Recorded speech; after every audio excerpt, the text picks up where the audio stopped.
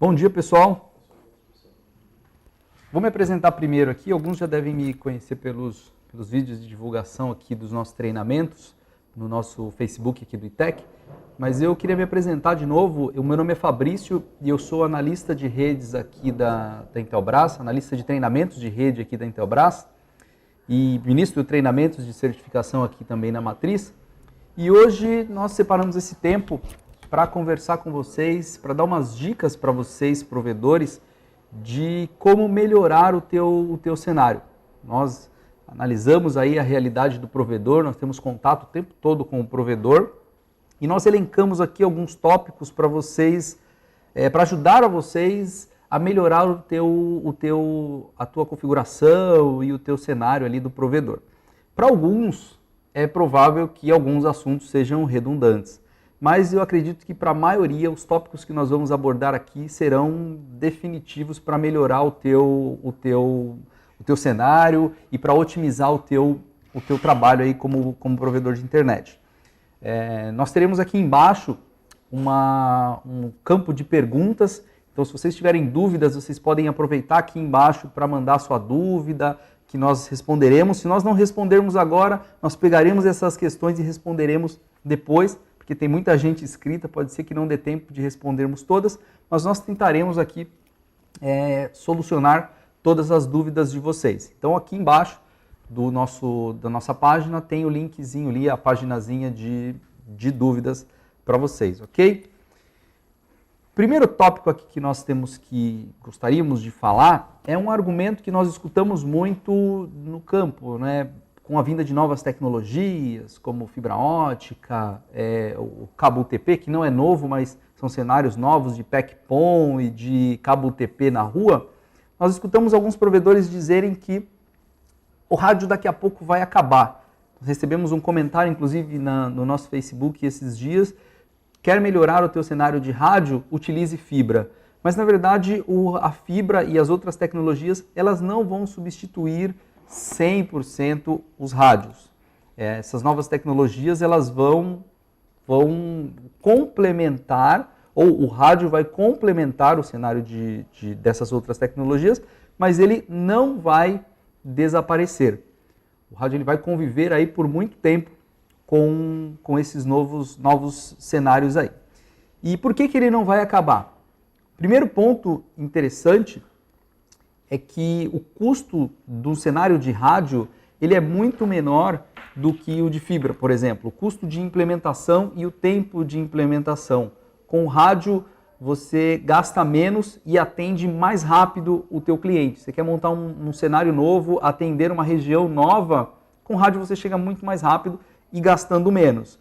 No futuro, cresceu ali o teu parque de clientes, a tua base instalada, você precisa de mais desempenho, precisa de mais clientes, aí o caminho pode ser a migração para a fibra ótica. Mas no início, o rádio ele atende mais rápido e custa menos. Então o alto custo é um dos motivos que vai fazer o rádio existir ainda por muito tempo. Na verdade, para sempre, imagina aí.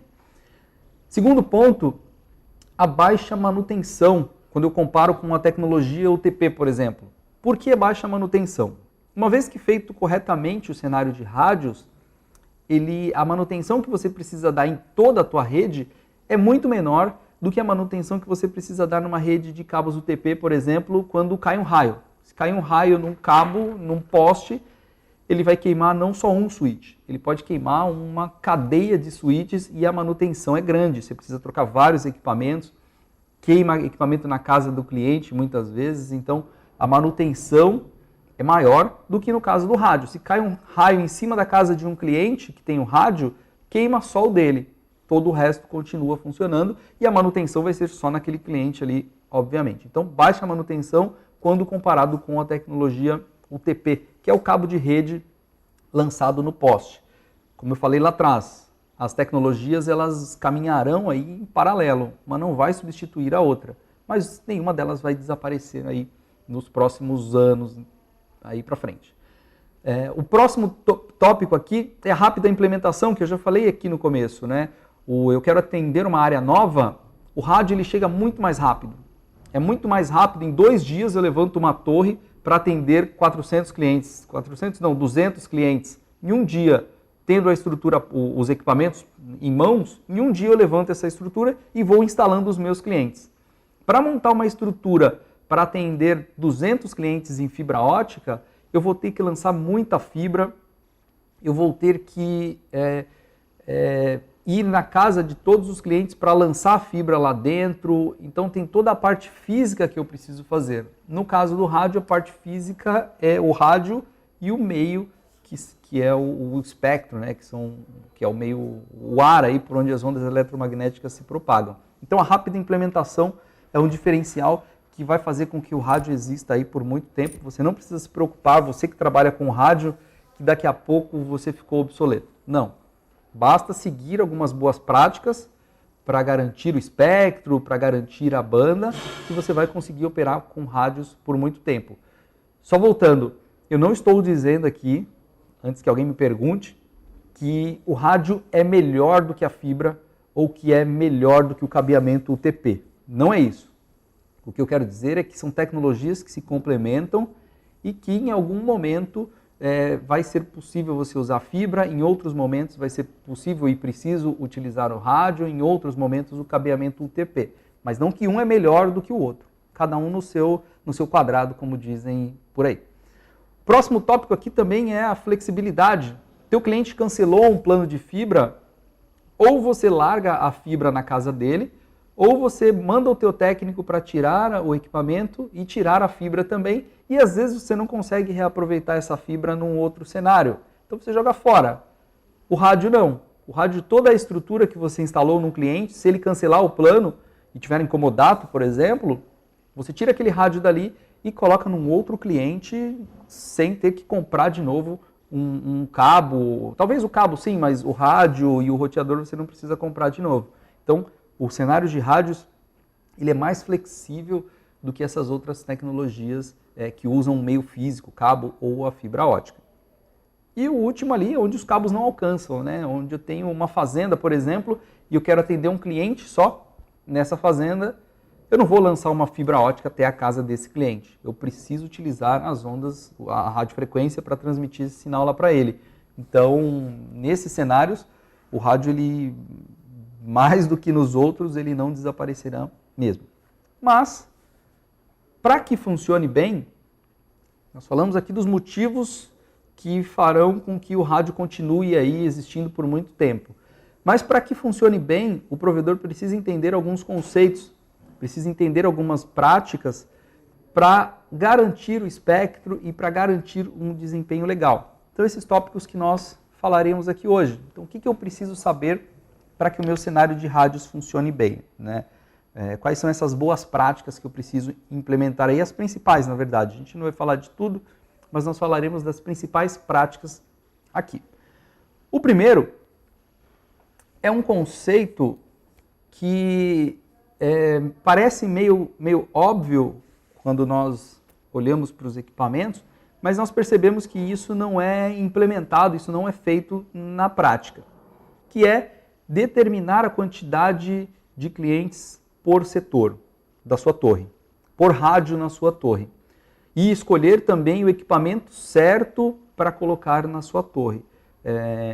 Quando eu falo de determinar a quantidade de clientes, os nossos rádios, por exemplo, o nosso APC 5M90, ele é um rádio desenvolvido para suportar, teoricamente, né, o conceito aqui por trás do padrão que tem aqui, diz que ele suporta 127 dispositivos conectados.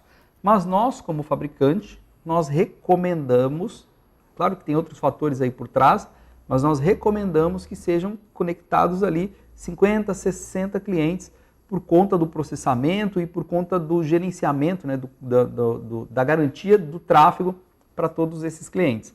Mas nós vemos na prática os provedores, muitos utilizando um rádio desse tipo e colocando 90, 100 usuários, 70 usuários conectados e como se isso fosse bom, né? Meu setor tem 70 clientes conectados. Mas quando a gente olha para a qualidade do serviço prestado, pode ser que o cliente lá na ponta não esteja satisfeito e só não mudou porque ou ele tem uma multa que ele vai ter que pagar ou porque ele não tem outra opção. Então, não adianta eu colocar uma quantidade grande de clientes num setor para ter muitos clientes, mas não ter uma qualidade boa ali no meu enlace. Então, é importante definir e seguir a recomendação dos fabricantes, que são dos fabricantes sérios, que recomendam o número real. E escolher o equipamento certo. Não dá para eu tentar fazer um setor aqui na minha torre, isso a gente vê o tempo todo. Fazer um setor para atender clientes, mas em vez de usar um rádio setorial, eu usar um rádio cliente, um rádio estação, um ON 5000, por exemplo, ou um OG 212 em 2.4 GHz. Esses equipamentos eles não foram feitos para isso. Então, usar um equipamento cliente para distribuir o sinal para uma determinada área, para muitos clientes, não é o ideal e você pode ter problema, e isso a gente vê o tempo todo, né? Células em postes com várias estações distribuindo o sinal para muitos clientes. Por que que isso não é recomendado?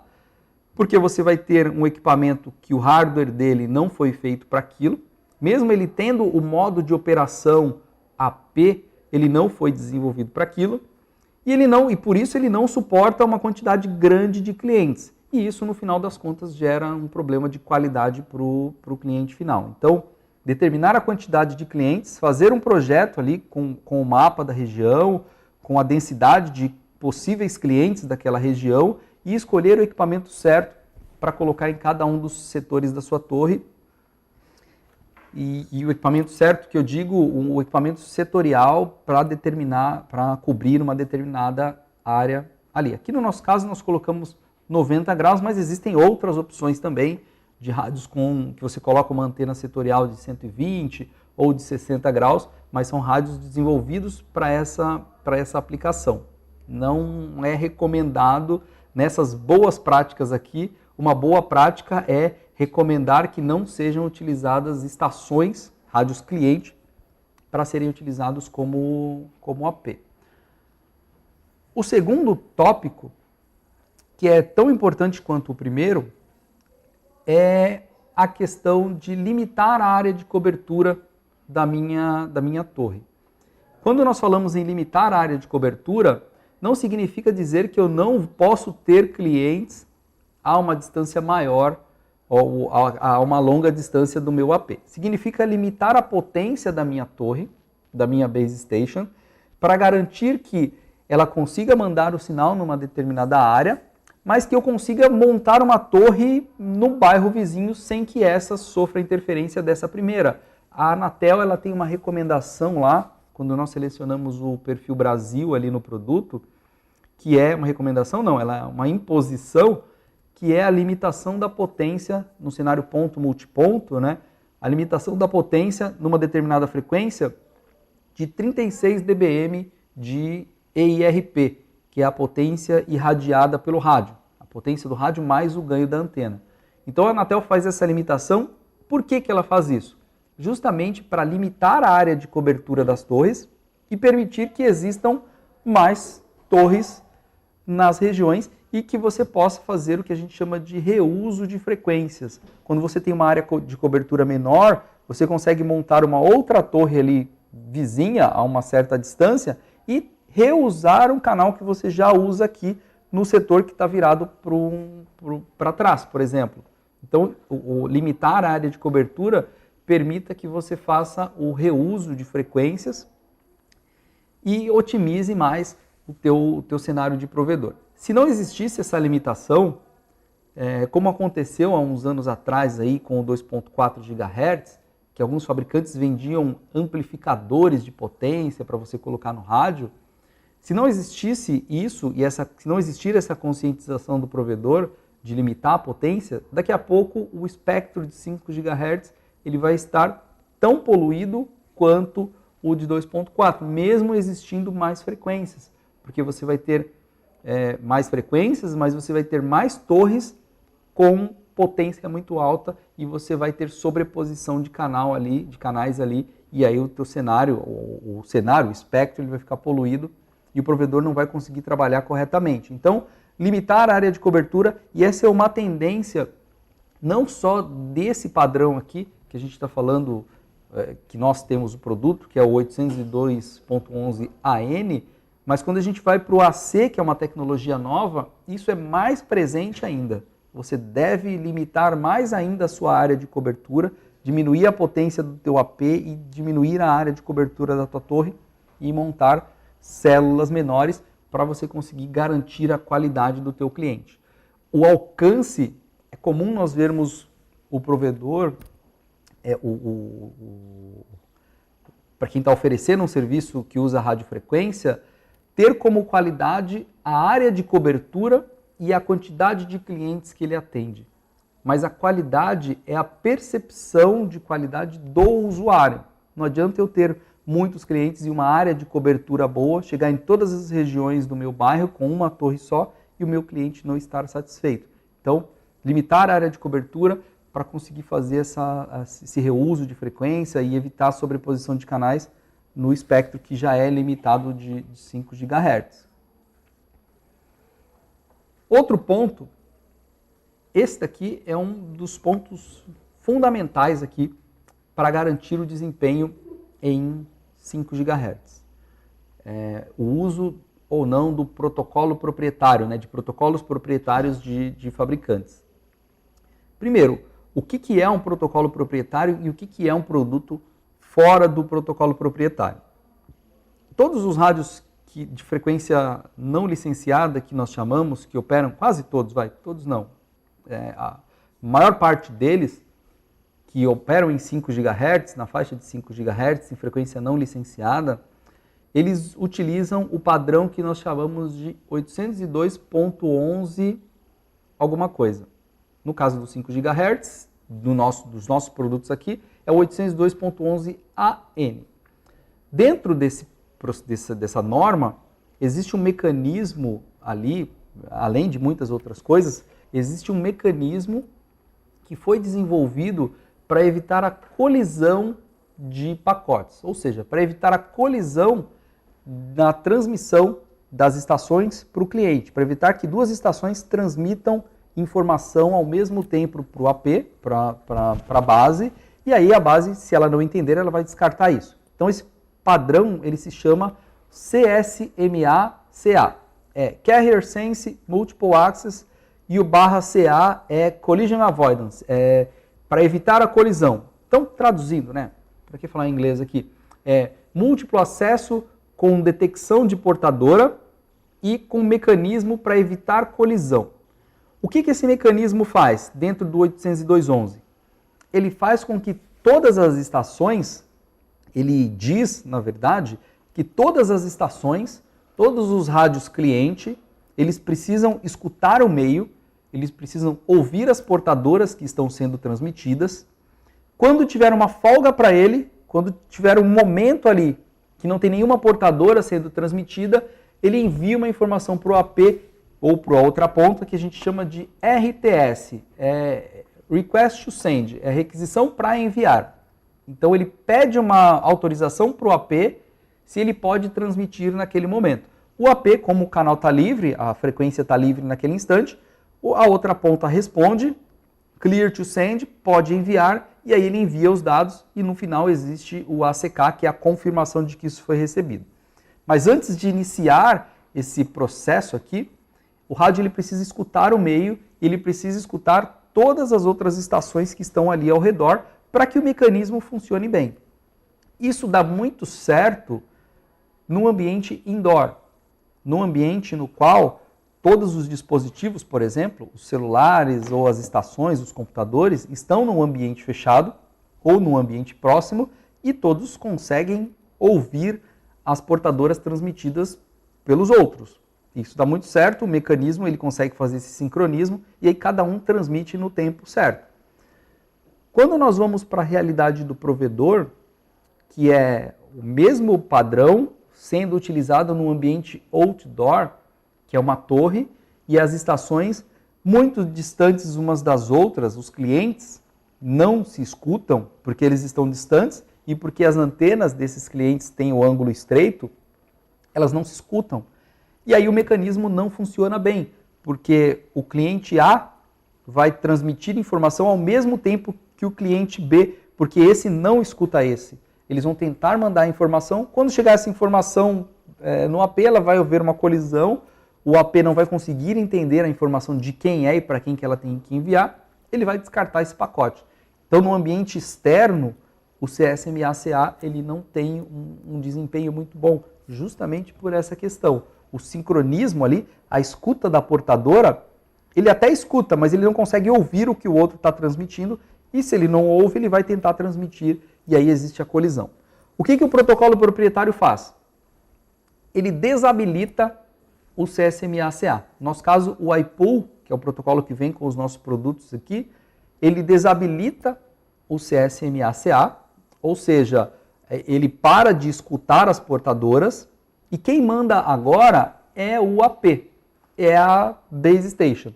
Então, uma vez que os clientes sincronizam com esse AP, se conectam a esse AP, o AP cria uma lista ali dentro dele e diz que o cliente 1 vai ter um tempo tal para transmitir para ele. O cliente 2 vai ter um tempo tal e assim por diante. Ele faz o que a gente chama de pooling, né? Faz um pool entre todos os clientes e dá para cada um time slot diferente de acordo com a banda que ele precisa transmitir. A estação deixa de escutar o meio e passa a escutar somente o AP. E aí, no ambiente outdoor, esse é o ideal. Ele não precisa escutar os outros, ele não precisa pedir autorização para o outro que ele vai transmitir ou não. O AP diz para ele, fala você, fala você, fala você, fala você por mais tempo, fala você por menos tempo. Então, existe até uma confusão muito grande no mundo dos provedores, no mundo de radiofrequência, aqui não licenciada em 5 GHz, de que o protocolo proprietário foi desenvolvido para minimizar a interferência. Ele minimiza a interferência de maneira secundária, digamos assim. Vocês vão entender melhor. O principal conceito que o protocolo proprietário faz é esse sincronismo. Mas, como o cliente deixa de escutar o meio e ele responde somente para o AP, o efeito da interferência nesse cliente e nesse cenário é menor, porque ele não precisa ficar interpretando portadoras que não são dele. Ele continua recebendo interferência.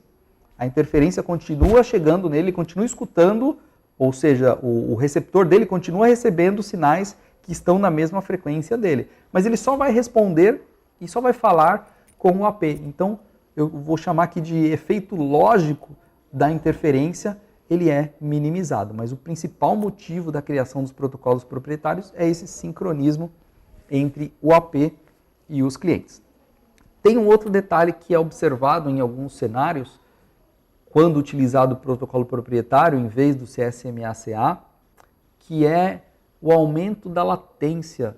Alguns usam o ping, né, a latência, como a única medida de qualidade do enlace. Então, o ping está 5 milissegundos, tá bom. O ping está 8 milissegundos, ficou ruim o enlace. Na verdade, não é. E por que o protocolo proprietário, em alguns casos, ele aumenta um pouco a latência? Claro que se aumentar para 100 milissegundos tem um problema ali. Mas se aumentar um pouco, isso é até aceitável. E por que ele faz isso?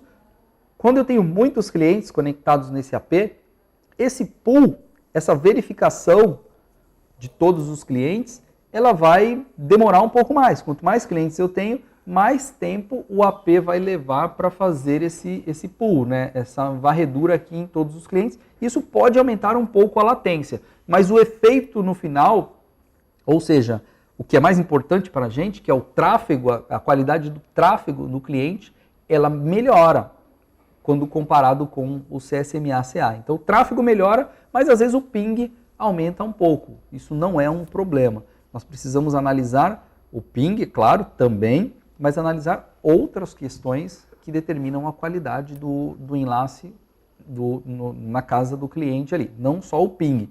Então é importante desmistificar um pouco o protocolo proprietário para a gente conseguir entender o porquê que nós recomendamos o uso e nós desenvolvemos os nossos equipamentos para serem todos compatíveis com o nosso protocolo. Porque é melhor você usar o protocolo proprietário de um fabricante só. Os fabricantes, eles os protocolos são incompatíveis, então quando você começa com o Intelbras, você vai usar o iPool, é preciso que você só tenha produtos Intelbras, mas isso não é um problema, já que nós temos os produtos mais baratos do mercado e os melhores, então é até recomendado que você use o nosso produto aqui. Então, essa é a diferença entre protocolo proprietário e o CSMA/CA e por que é importante utilizá-los. Você, provedor que está começando, que compra um equipamento de uma marca, depois compra de outro, é legal considerar isso daqui, porque lá no futuro, quando a tua rede estiver grande, o protocolo proprietário vai fazer diferença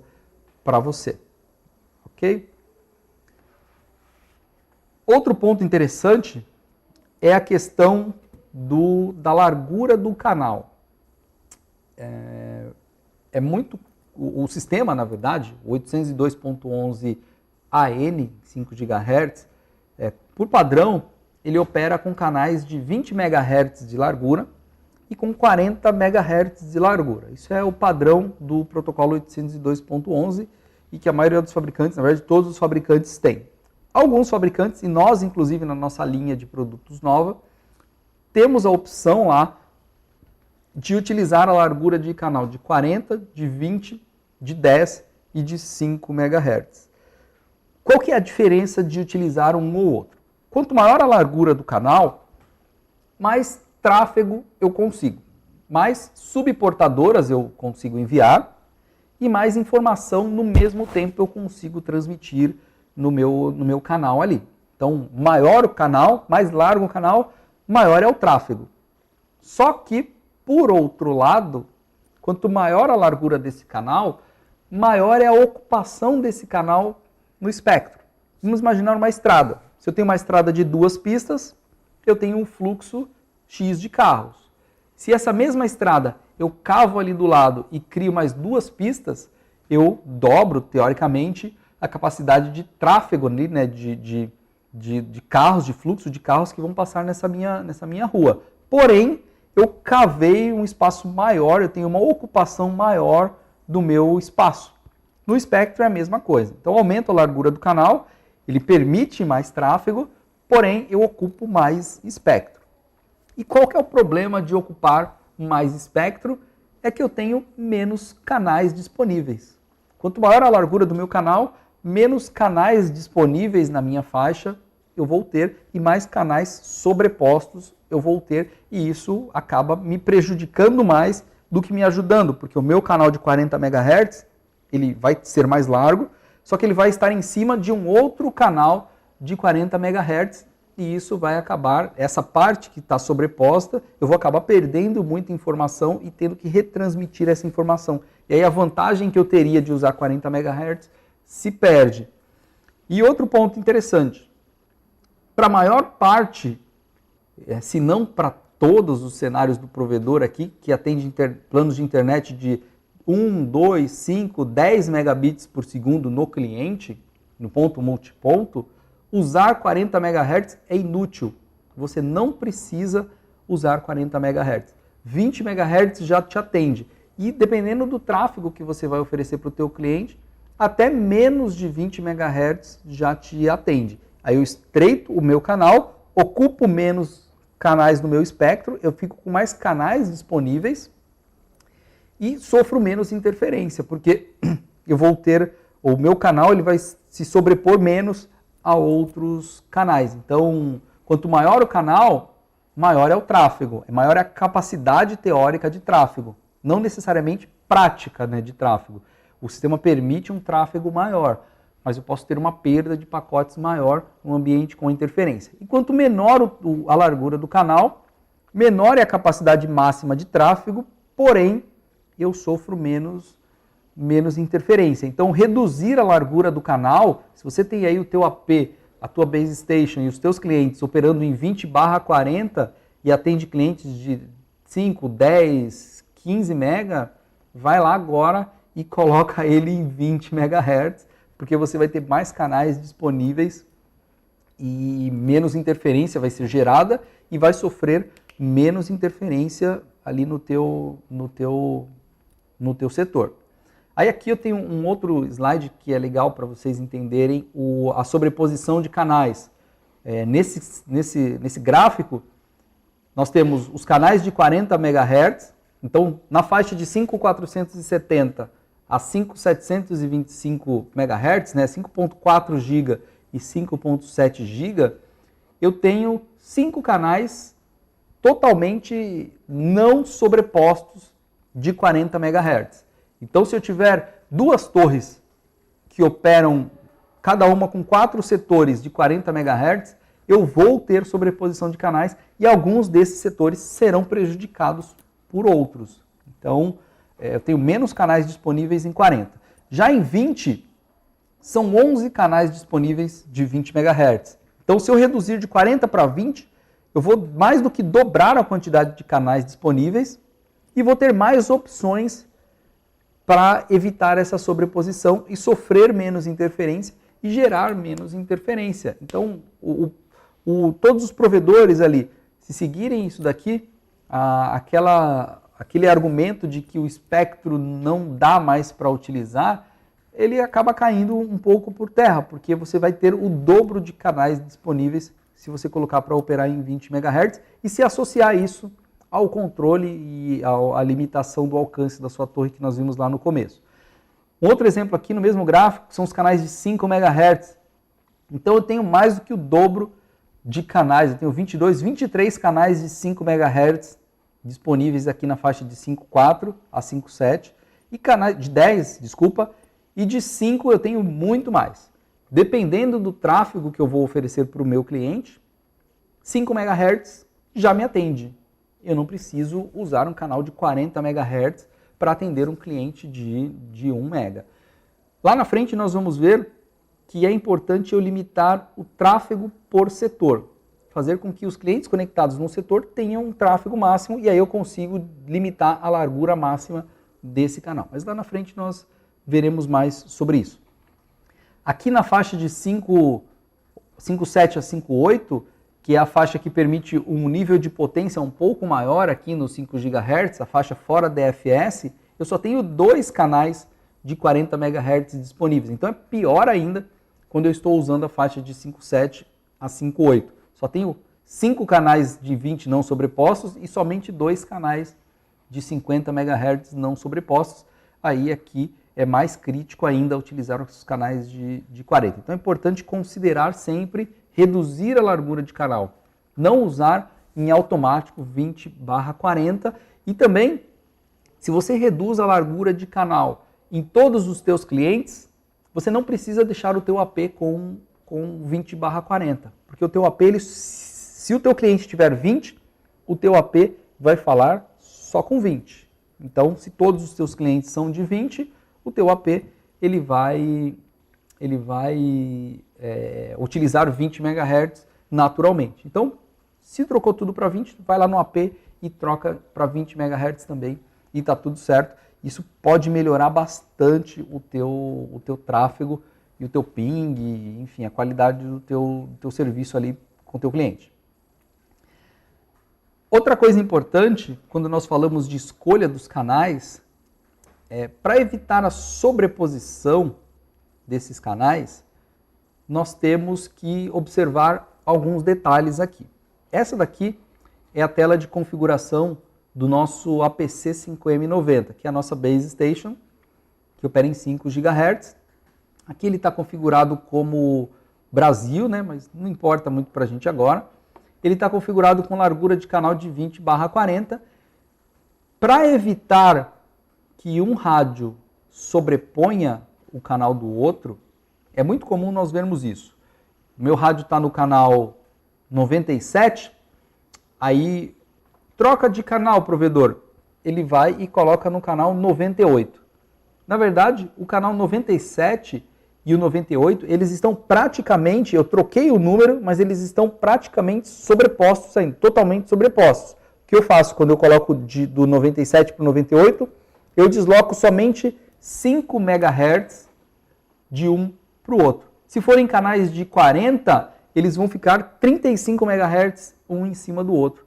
Eu vou continuar tendo interferência. Se forem canais de 20 MHz, eu vou ficar com de 20, né? Se forem canais de 20, eu vou ficar com 15 MHz de sobreposição, o efeito vai continuar sendo de interferência. Então, se eu quiser fazer com que os canais não sejam sobrepostos, eu tenho que observar a frequência do canal. No caso de 20 MHz, eu tenho que pular 20 MHz para cima ou para baixo e selecionar o próximo canal. Por quê? O canal de 20 MHz, ele tem a frequência central aqui, 10 MHz para baixo e 10 MHz para cima. O próximo canal, ele vai ter 10 MHz para baixo e 10 MHz para cima. Então eu preciso considerar esses 10 para cima e os 10 para baixo do outro para selecionar o canal para não ficar sobreposto. Então não basta tirar de um canal do 98 e colocar no 99, por exemplo. Não, eu preciso observar a largura do canal e saber o quanto do espectro para cima e o quanto do espectro para baixo aquele canal está utilizando, para aí sim escolher o próximo canal não sobreposto. É isso aqui que nós vimos. Ó.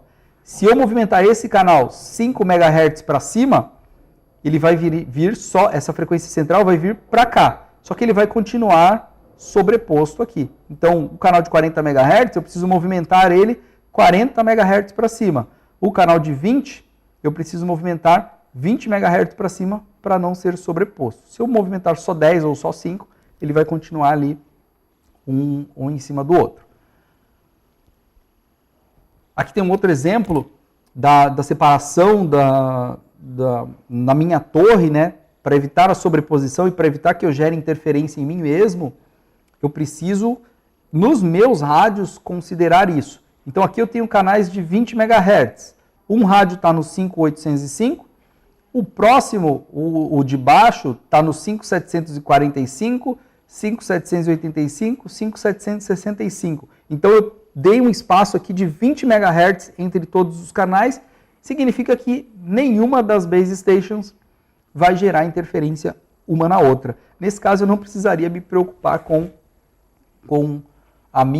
meu setor norte gerando interferência no meu setor sul, porque eles estão em canais completamente diferentes e uma não vai gerar interferência na outra. Se eu pular só 5 MHz, outra pulando só 5 MHz, eu vou ter problema de interferência em mim mesmo. A gente chama de auto-interferência. E aí, às vezes, parece que o problema está no espectro, mas o problema está dentro do nosso próprio cenário, né? da nossa própria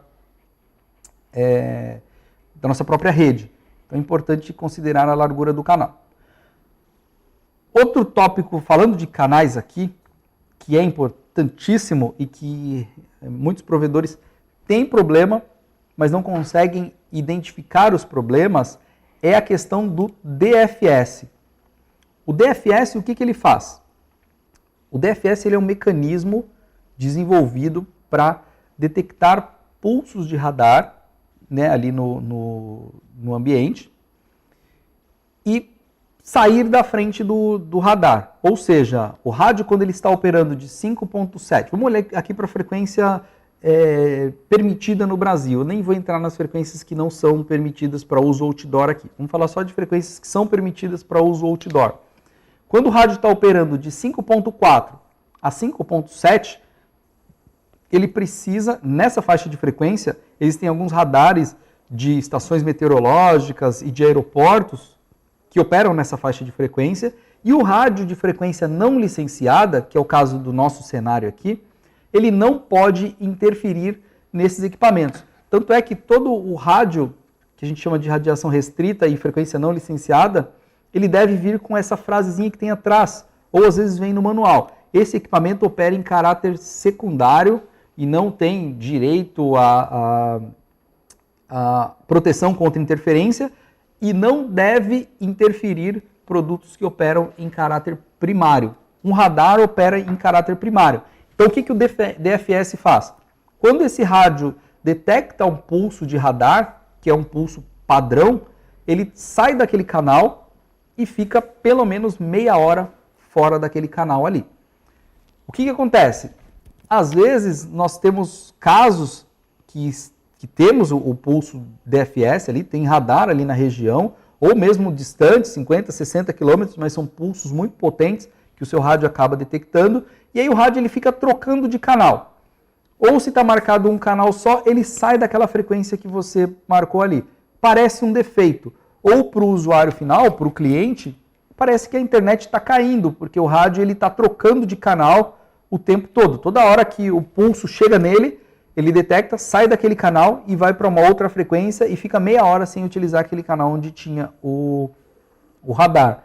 Então o DFS ele é um recurso de segurança, digamos assim, e que nós não podemos interferir, nós temos que utilizá-lo, mas temos que considerar que esse problema pode ser por conta do DFS. Se eu não quero sofrer problemas com DFS e o meu rádio está desconectando daquela frequência, eu tenho que escolher uma frequência fora da frequência daquele pulso e aí o meu rádio ele não vai trocar mais de canal. Então é importante isso. O DFS ele é um recurso obrigatório, a Anatel exige que ele seja utilizado nas faixas de 5.4 a 5.7 e nós temos que utilizar e temos que considerar que ele pode gerar um problema aí caso nós utilizemos a mesma frequência. E um detalhe que eu vi esses dias o pulso de radar não é de radar de trânsito. Você não precisa se preocupar que vai ter um radar de trânsito ali, ele vai gerar interferência no seu rádio. Não são radares de trânsito, são radares de aeroportos, que mesmo estando distantes, possuem potências muito altas que podem gerar interferência, gerar pulsos, o seu rádio pode interpretar esse pulso e ele pode ser obrigado a sair daquela frequência ali. Aqui embaixo eu deixei o link da resolução da Anatel que fala do DFS, na verdade fala de toda a parte de radiofrequência de 5 GHz, na verdade todas as frequências que são licenciadas aqui no Brasil e não licenciadas, é a resolução 506, é legal quem trabalha com provedor, dá uma lida nessa resolução, porque lá te dá bastante informação sobre a questão de potência, de frequência, de DFS, enfim, tudo que você precisa saber para estar dentro da regulamentação é essa resolução aqui sobre radiofrequência, né? É essa resolução aqui que vai ajudá-los. O próximo ponto, que é um ponto talvez um pouco mais difícil de entender, mas que é tão importante quanto todos os outros, se não mais importante do que alguns dos que a gente viu aqui, é a questão da escolha da modulação correta. Correta não, da melhor modulação para o meu cenário. Não existe a modulação correta, até errei aqui quando eu falei. Existe a melhor modulação para o meu cenário. Eu tenho que escolher o tipo de modulação no meu rádio de acordo com o meu ambiente, a interferência, o tráfego que eu preciso e o cenário que os meus rádios eles estarão inseridos. Então essa daqui é uma tabela resumida de MCS, é uma tabela de rádios que são SISO e MIMO. Então vou dar uma descrita aqui nessa tabela, que aí fica mais fácil de a gente entender o conceito. Modulação nos rádios ela é chamada de MCS, que é o esquema de código de codificação de modulação. É um número, é um indexador que representa aquela modulação ali. Então ele vai de 0 até, aqui no nosso caso vai até 15, tá? Para rádios SISO vai até o 7 e de 8 a 15 para rádios MIMO que usam 2 antenas para transmitir e para receber o sinal. Então tem aqui o MCS e a quantidade de streams, quantidade de antenas que esse MCS é utilizado. Então para rádios que são MIMO, a maioria deles hoje, né, eles utilizam os MCS de 8 para cima, de 8 até 15. Rádios que têm 4 antenas, eles usam MCS maiores aqui, porque eles têm mais streams. Mas no nosso caso, vamos de SISO e de MIMO. O tipo de modulação é isso aqui que vai determinar quando eu escolho qual MCS. No 802.11, para rádios operando em AN, que é o que nós estamos falando aqui, e rádios MIMO e SISO, nós temos 4 tipos de modulação. O BPSK, eu vou passar aqui, depois eu volto nessa tabela aqui para a gente entender o resto. O BPSK é uma modulação em fase binária que a gente chama. É uma modulação que em um ciclo eu transmito 2 símbolos. Cada símbolo numa modulação representa, no caso do BPSK, cada um desses símbolos que acontecem aqui no ciclo representam a transmissão de 1 bit. Então, em um ciclo, eu consigo transmitir 1 bit por ciclo. é o BPSK, é uma modulação binária, né? A modulação digital, acho que mais simples que tem, né? O BPSK. Depois, nós temos a modulação em quadratura, né? A modulação QPSK, que nessa modulação, no ciclo, eu transmito 4 símbolos. Então, em um ciclo, eu consigo transmitir 4 símbolos e esse símbolo, cada símbolo desse tem 2 bits. Então, para cada símbolo em QPSK, são transmitidos 2 bits aqui. 01, 0, 00 e 01. E 01, 0, 00 e 11. Então, são 4 bits, 2 bits que são transmitidos aqui por símbolo no QPSK. Aprofundar nisso não é importante agora. Nós vamos entender o efeito de escolher a modulação correta no meu cenário. Então, vamos entender o que é o QPSK. São 4 símbolos por ciclo. O 16QAM, quem já trabalhou já mexe com os rádios, viu lá que tem na tabela de modulação e no rádio, às vezes, ele mostra lá o tipo de modulação que está sendo utilizado, né? Então, aparece lá o BPSK, o QPSK e o 16QAM. Aqui já é uma modulação de quadratura e amplitude. A fase e a amplitude desse sinal, ele é variado para representar agora 4 bits por símbolo. Então, cada símbolo transmite 4 bits de uma vez só, no 16QAM. E depois, aqui tem uma representação, né, um gráfico que representa a modulação 16QAM, né? Então, são 16 símbolos e cada símbolo transmite 4 bits. E é uma representação, uma animação aqui de como que ele faz, né? A hora que o rádio seleciona uma fase e uma amplitude, é transmitido tal informação. Outra fase e outra amplitude, é transmitida outra informação. Depois vem o 64QAM, que é a mesma coisa, só muda a quantidade de símbolos e a quantidade de bits que são transmitidas por símbolo. No 64QAM, são transmitidos 6 bits por símbolo. Depois vem outras modulações, o 256QAM, que aí é o mesmo conceito, só que eu aumento a quantidade de símbolos e a quantidade de bits transmitidas por símbolo. O que é importante eu entender aqui? Quanto menos símbolos, mais fácil é para o receptor entender o que está sendo transmitido. Então, até visual aqui para a gente fica mais fácil. Quando eu bato o olho, eu já sei que são 2 símbolos aqui. Quando eu vou aumentando essa complexidade, o receptor ele vai precisando de mais processamento e de mais, eu vou chamar aqui de atenção, para sintonizar esses símbolos. Então, o QPSK já são 4, já dificultou um pouco mais. O 16QAM já são 16, já dificultou um pouco mais. E o 64QAM são 64 símbolos que são transmitidos. Quanto mais símbolos, mais próximos os símbolos estão uns dos outros. E quanto mais próximos os símbolos estão, mais preciso precisa ser o receptor e maior, na verdade, deve ser a relação sinal-ruído. Então, a qualidade do sinal numa modulação alta precisa ser melhor do que a qualidade numa modulação menor. Quanto maior o MCS, melhor precisa ser o SNR, menor precisa ser a quantidade de ruído que esse rádio está recebendo. E o contrário também, quanto menor a modulação, ele suporta ambientes com mais interferência. Então, por que eu preciso escolher a modulação correta de acordo com o meu cenário? Se eu estou num ambiente com muita interferência, selecionar o 64QAM ou deixar o rádio operar em 64QAM é pedir para o rádio ter que retransmitir informações. Então ele vai perder pacote porque o receptor ele não vai conseguir entender o que foi transmitido para ele porque tem muito ruído ali. Então usar o 64QAM em ambientes com muito ruído é ruim. E o rádio sabe disso.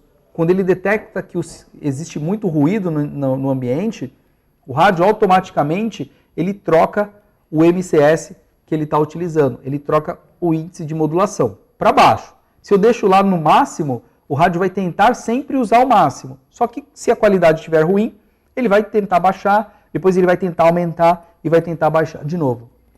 Por isso que eu preciso fixar uma modulação no meu rádio. Fixando essa modulação de acordo com a interferência, de acordo com o cenário que eu tenho ali, eu faço com que o meu rádio não fique procurando modulações maiores. Eu sei que ele não precisa procurar modulações maiores, então ele vai até um determinado índice de modulação e para ali. Dali para cima ele não precisa procurar porque eu fixei, e isso otimiza o processamento, otimiza o tempo de transmissão, então ele consegue transmitir mais informação, perde-se menos pacotes, porque eu estou escolhendo uma modulação menor, que como a gente viu aqui, quanto menor a modulação, mais resistente ela é ao ruído. Então eu estou selecionando uma modulação menor, ele suporta mais ruídos e o meu rádio não vai ficar tentando utilizar índices de modulação maior. Não existe uma modulação correta, essa é uma pergunta que a gente escuta muito, né? Qual que é a modulação correta que eu vou colocar aqui no meu ON 5000? Não existe uma modulação correta. Existem recomendações para você iniciar o seu teste. Vamos imaginar que você está tendo problema e o teu rádio está com modulação automática ali. Você pode iniciar o teu teste fixando numa modulação, um MCS10, por exemplo, um rádio MIMO, e fazer o teste. Deu certo? Será que dá para melhorar? Baixa mais uma modulação aqui e vê se continua bom. Quanto menor a modulação, se garantir a quantidade de tráfego no final, melhor vai ser a qualidade do seu enlace. Então é por isso que é importante ajustar o índice de modulação aqui de acordo com o meu cenário e fixar num valor. Não dá para deixar em automático mais, porque o rádio vai ficar perdendo tempo tentando trocar de modulação. O coding rate, essa quarta coluna aqui, também está relacionado à quantidade de tráfego, ao desempenho. O esquema, né, o esquema de codificação ou a taxa de codificação significa que, vamos pegar aqui, por exemplo, o BPSK. Não, vamos pegar um MIMO aqui que está em BPSK, o MCS8.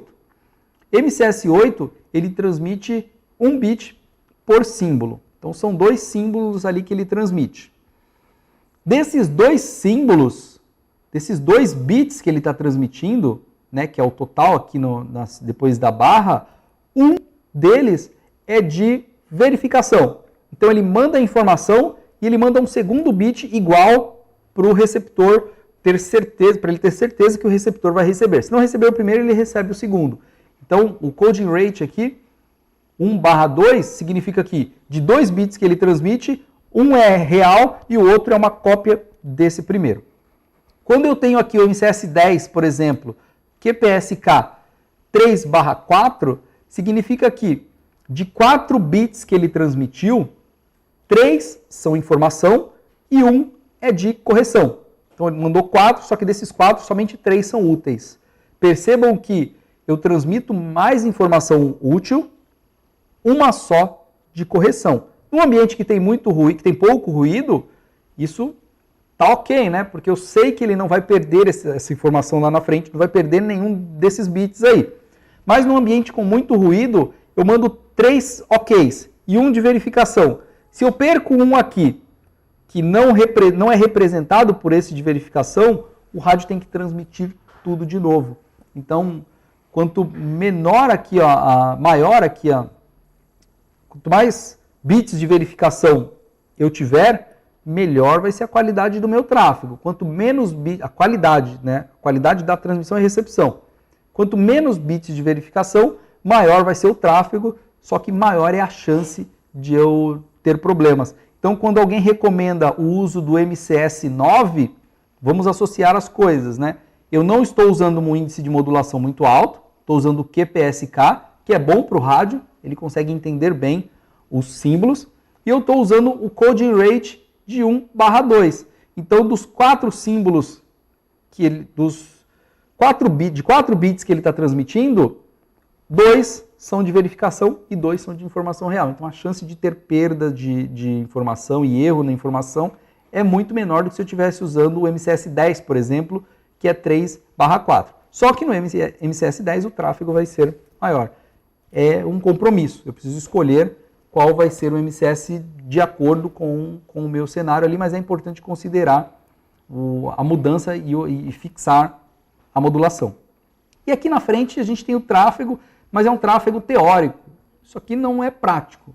Isso aqui é um número teórico que o sistema permite em megabits por segundo, com canais de 20 e com esses intervalos de guarda, e com canais de 40 e com esses intervalos de guarda. Nada melhor do que você praticar e escolher o seu MCS certo. Não seguir muito isso daqui, porque isso daqui são números teóricos que vão trazer para a gente muita teoria, mas às vezes na prática fica muito diferente do que está representado aqui. Então é importante, dica, o objetivo dessa dica aqui, fixar a modulação não no máximo e não deixar o rádio para escolher a melhor modulação. Você deve fixar uma modulação máxima de acordo com o tráfego que você precisa ali no teu cenário.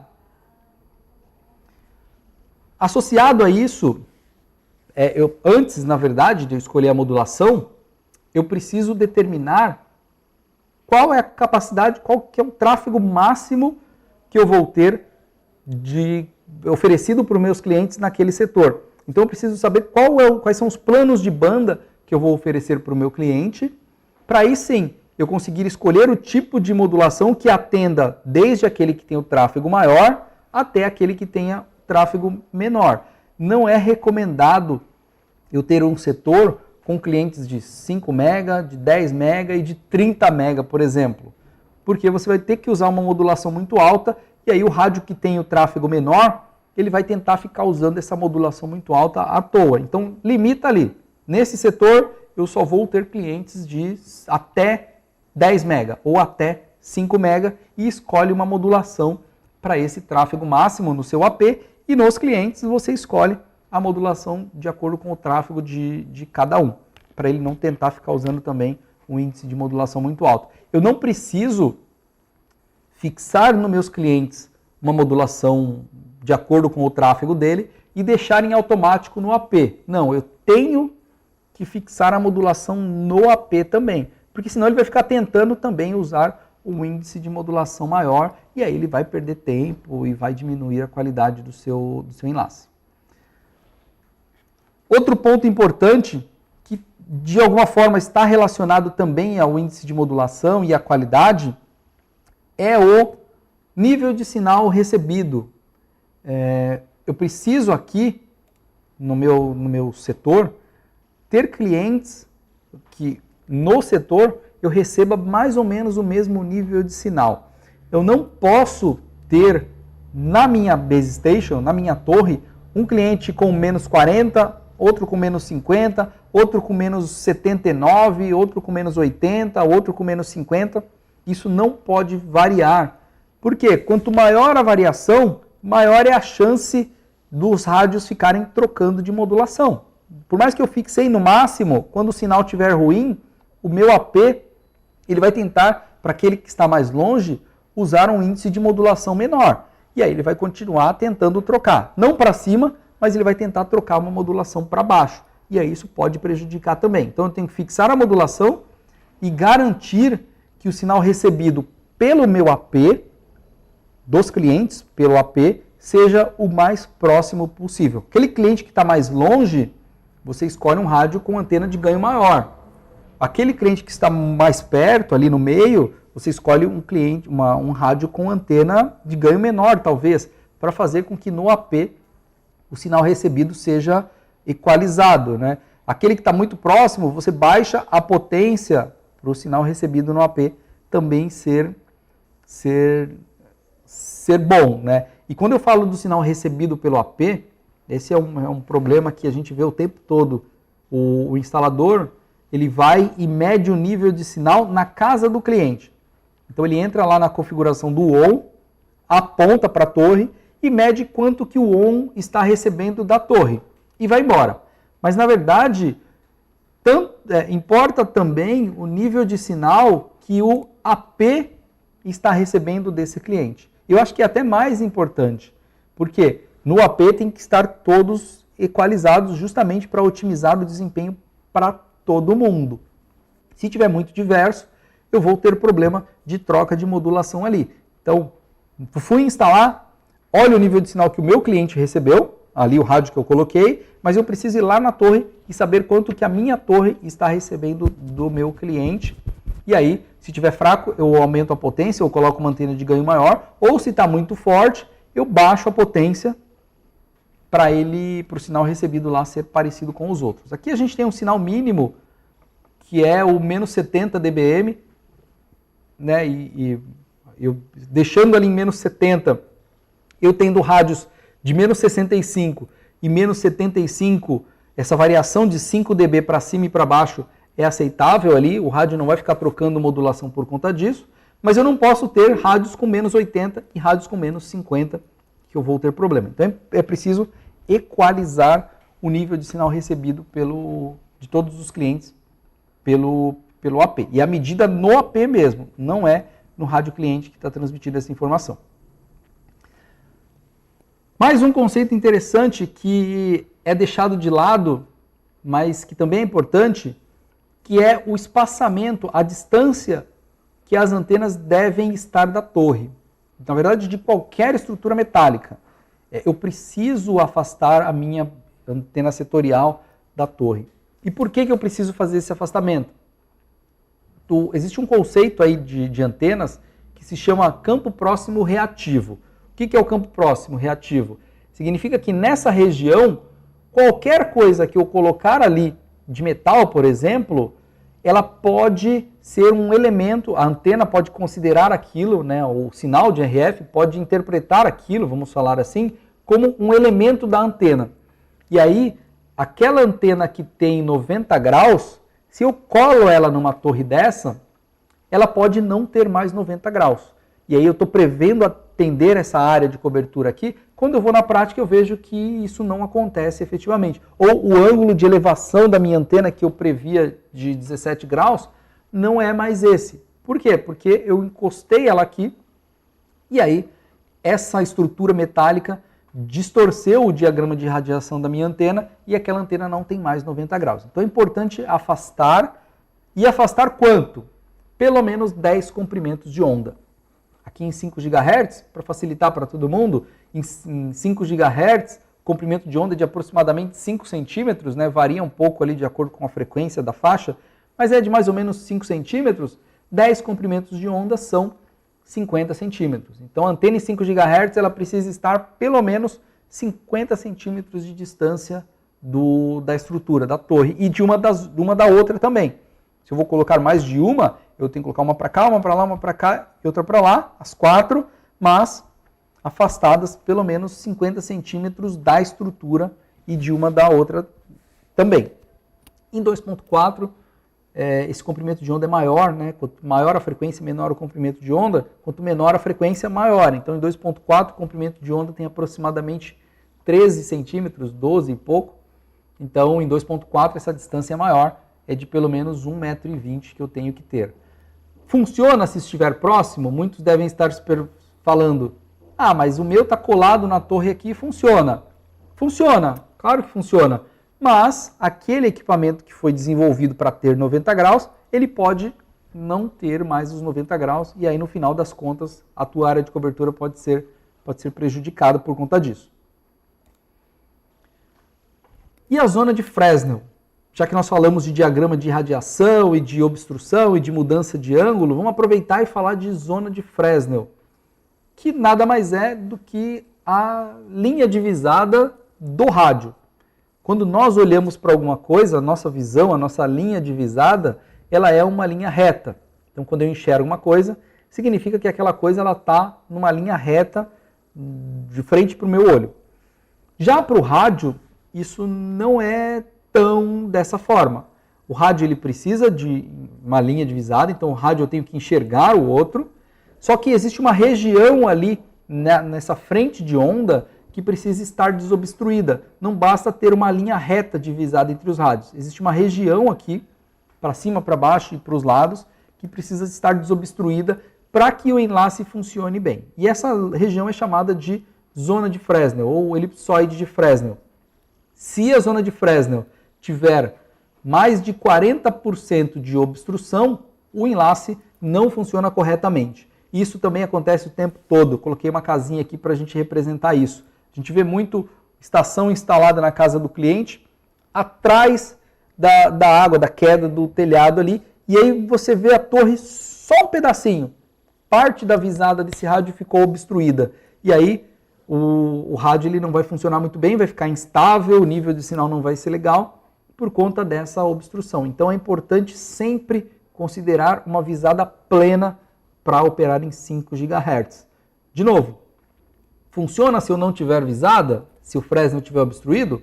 Pode funcionar, mas não existe nenhuma garantia de que o rádio vá funcionar com o desempenho devido se eu tiver com alguma obstrução ali na frente. Com árvores, a árvore é até o pior inimigo, eu acho, porque quando ela está seca e não tem vento, ela vai interferir de um jeito, ela vai bloquear de uma forma. Quando tem vento, ela vai balançar e vai prejudicar de uma outra forma, num padrão aleatório ali o teu sinal. Então o sinal vai ficar oscilando. Se chove com vento, piorou. Ela vira uma barreira oscilante ali na frente do seu rádio. Então é importante, se tiver árvore, tenta fugir, coloca o rádio mais alto, coloca o rádio numa outra posição e desobstrua a linha de visada para que funcione bem. Pode funcionar sem visada? Pode ser que funcione, mas o ideal é o rádio estar alto, sem nada na frente, afastado do telhado, afastado da laje, né? Às vezes a gente coloca o rádio no beiral e tangenciando ali a laje, então é importante colocar ele mais alto para evitar essa obstrução da zona de Fresnel. Para quem quiser calcular, tem aqui a fórmula, né, do cálculo de zona de Fresnel, mas hoje aplicativos que nós temos aí, nós temos inclusive o LinkCalc, que é um aplicativo para simulação de enlaces de RF, eles já fazem isso para você, então eu não preciso... É legal saber, porque se eu estiver lá na torre eu posso calcular ali na hora, mas existem ferramentas que já fazem isso daqui para você.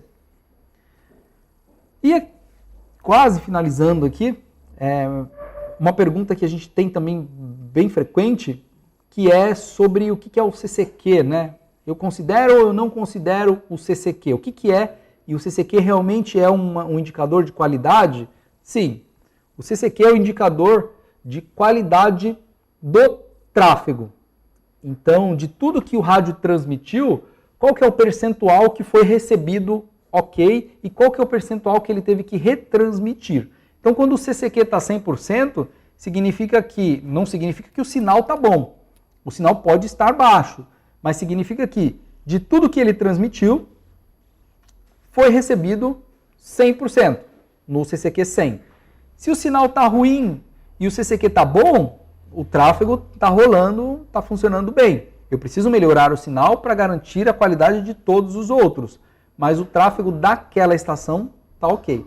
Se o CCQ está abaixo de 100%, está 95%, significa que de tudo que ele transmitiu, somente 95% foi recebido ok, os outros 5% o rádio teve que retransmitir. E retransmissão é perda de tempo. Retransmissão afeta o tráfego no final das contas e aí prejudica a qualidade do enlace. Então o CCQ ele é recomendado que ele esteja no 100%, você tem o mínimo de perda possível. Uma pequena variação pode ser aceitável, mas o CCQ se mantendo baixo ou oscilando muito, tem algum problema aí. CCQ oscilando muito, geralmente, é problema de zona de Fresnel obstruída por árvores ou por alguma coisa móvel, né? Que hora o sinal está bom, hora o sinal está ruim, mas o rádio não tem tempo de mudar essa leitura do nível de sinal, mas o tráfego cai na hora. Então, oscilação muito brusca no CCQ significa visada obstruída e algum problema ali. Na maioria dos casos, né, significa visada obstruída. Pode ser interferência também, mas na maioria dos casos está relacionado a visada obstruída, né? Zona de Fresnel ou mesmo visada bloqueada ali. Ou o rádio virou, bateu um vento, o rádio virou e saiu ali da sintonia, do apontamento correto para a torre. E por último, segurança. Quando a gente fala de segurança, é importante falar, é claro que não dá para dizer o que se deve ou o que não se deve fazer. Cada um vai de acordo com o teu cenário ali. Mas é recomendado que o teu rádio ele tenha senha. Existem vários mecanismos de você fazer a autenticação do teu cliente lá no teu sistema, para evitar que pessoas que não têm autorização acessem ali a tua rede, mas é recomendado que você também tenha a senha na tua torre. Por quê? Primeiro, para garantir que a informação que vai passar por ali seja criptografada, né? O PPPoE ele já cria um túnel, já embaralha ali a informação, mas quando eu coloco uma senha na minha torre, a informação entre o meu cliente, o meu rádio cliente e a minha torre, ela vai ser criptografada e vai ser embaralhada ali, fica mais difícil de ser interceptada. O segundo ponto é, se eu tenho uma base station sem senha, qualquer um que tiver um dispositivo hoje, 5 GHz é comum, ele pode tentar conectar ali na minha torre. Até aí, existem controles de endereço MAC, né? Que eu vou lá no meu servidor, configuro no rádio, para ele só liberar o acesso de dispositivos que tenham o MAC cadastrado. Tudo bem, mas até aí o celular já fez uma requisição para o AP. O AP já perdeu tempo falando com aquele dispositivo, em vez de mandar informação para um outro, para um cliente dele efetivamente. Então deixar sem senha, daqui a pouco, pode ser que nós tenhamos uma região aí, ou no teu cenário tenham muitos dispositivos, muita gente querendo acessar a tua torre, opa, apareceu aqui, eu vou conectar. E uma vez que ele fez isso, o equipamento dele vai ficar tentando conectar ali o tempo todo. E aí, cada vez que ele tentar conectar, a tua base station vai ter que consultar o Radius, consultar o MAC e responder que ele não tem autorização. Se tem uma criptografia ali, automaticamente o dispositivo nem vai conseguir chegar na base station, você não vai ser prejudicado por conta disso. Então é uma recomendação também de segurança para evitar que o teu cenário seja prejudicado por conta desses dispositivos que não devem ter autorização. Se você montou a sua torre, quem deve ter autorização ali são só os dispositivos que estão conectados, que você está vendendo o serviço ali. E por último, eu vou deixar um convite, na verdade, para vocês, quando eu falo de escolher o equipamento correto para cada aplicação e para cada tráfego, significa que, uma coisa que a gente falou lá no começo, para a torre, eu preciso de um rádio feito para isso. Eu preciso de um rádio que que seja desenvolvido com um ângulo específico e com uma construção própria para ser colocado na torre. Quando é o meu cliente, o rádio na casa do cliente, eu preciso ter um rádio específico para ser colocado na casa do cliente.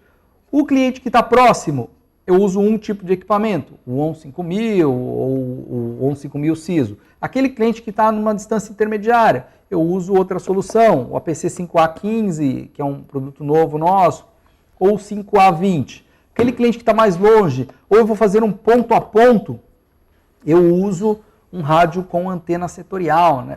Antena direcional, com alto ganho, para conseguir receber o sinal a uma distância maior. Então é importante escolher o equipamento correto para cada aplicação e tráfego. Tem um martelo e um parafuso aqui, que existe um ditado que eu ouvi certa vez, que quando a única ferramenta que a gente tem é um martelo, todo problema a gente acha que é um prego.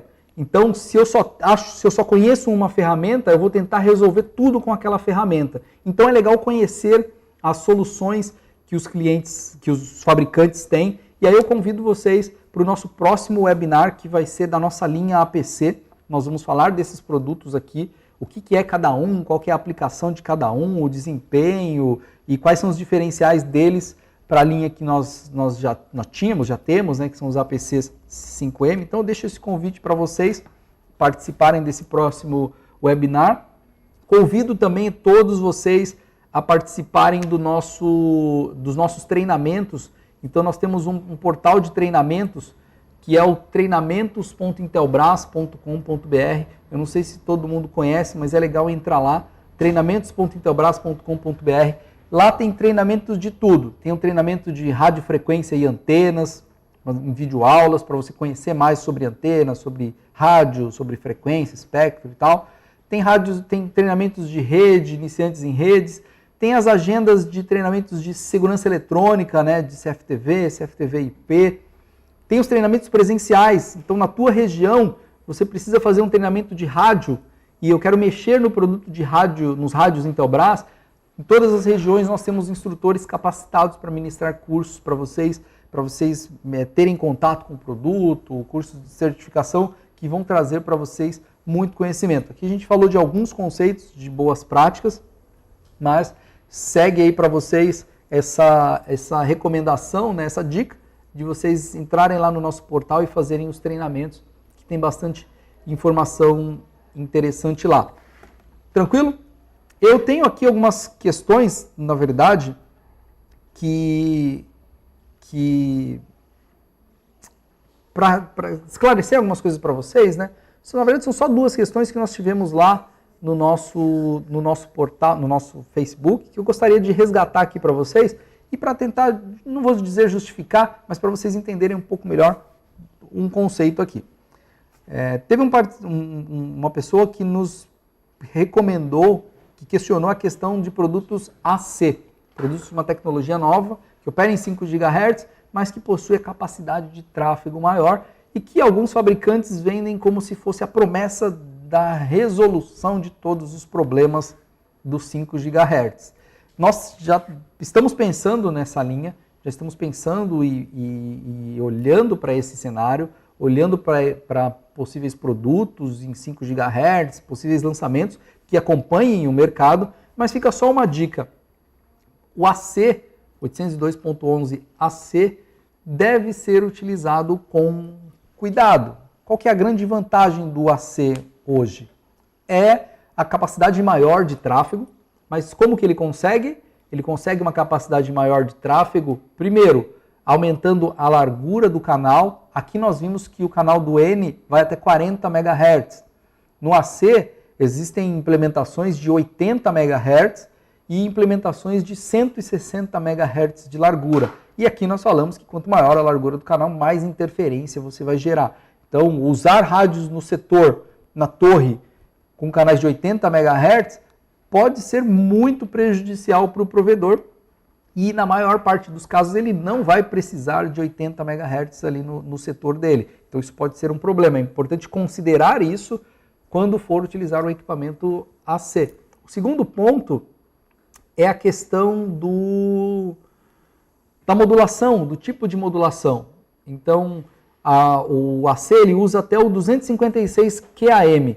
Nós vimos aqui também que quanto maior a modulação, maior é a chance de erros, né? Maior a chance de perder pacotes, porque é preciso uma relação sinal-ruído muito boa. E nós estamos falando aqui justamente disso, de canais mais largos que vão gerar mais interferência e vão precisar de uma relação sinal-ruído melhor. As coisas vão uma contra a outra, né? São caminhos inversos. Então é importante sempre considerar isso na hora de utilizar equipamentos AC, a largura do canal e o tipo de modulação no ponto multiponto.